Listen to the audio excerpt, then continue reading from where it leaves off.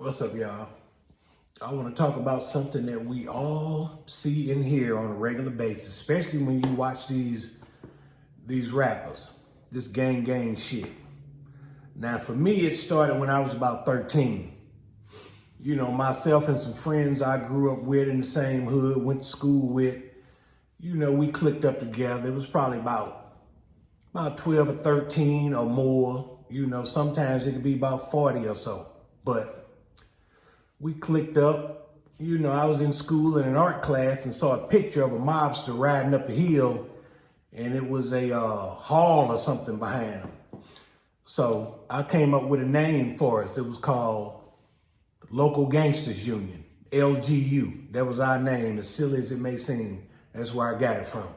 But it was basically it wasn't about going around terrorizing people. It was about, protecting, looking out for each other when you go to other hoods. Because when you go 2 or 3 blocks down, there's always some nigga that don't like you or some nigga you don't like. So it might be some problems.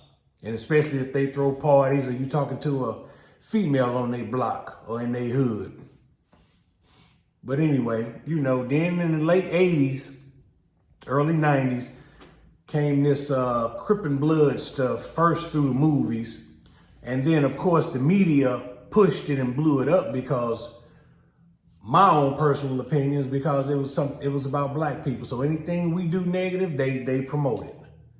But anyway, in St. Louis, you had a bunch of copycat ass niggas that, because they saw the movie or they may have known somebody that lives in California, that's what they call themselves. But I had no respect for these weak ass dudes. Why in the fuck would you see something on TV or a place you've never been? Most of these niggas ain't never even been out of the city.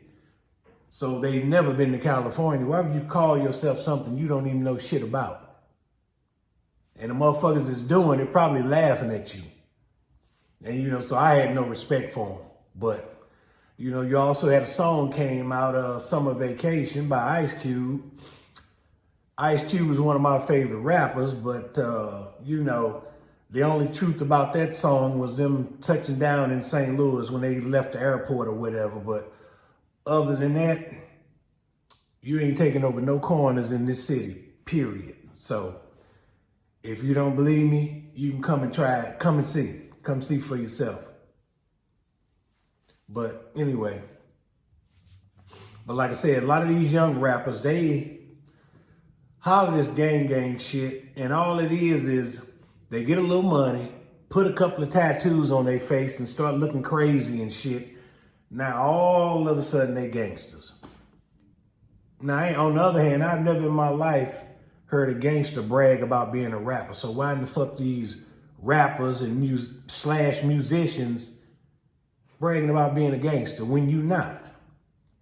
And the few of them that have went to jail, 9 times out of 10, them niggas was in PC, in protective custody.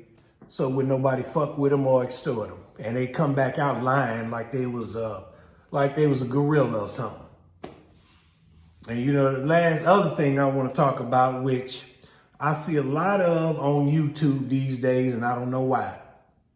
You got a lot of dudes in their late 30s, 40s, 50s, and some of these niggas even look 60 or more.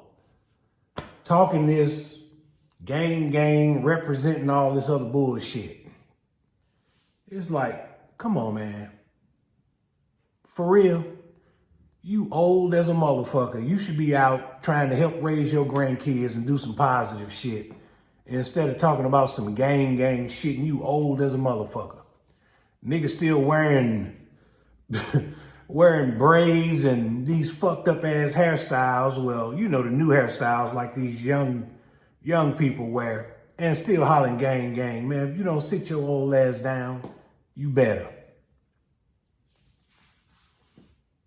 But like I said, I don't had to pause for a minute on that one, but all you old niggas need to sit down and stay in your place.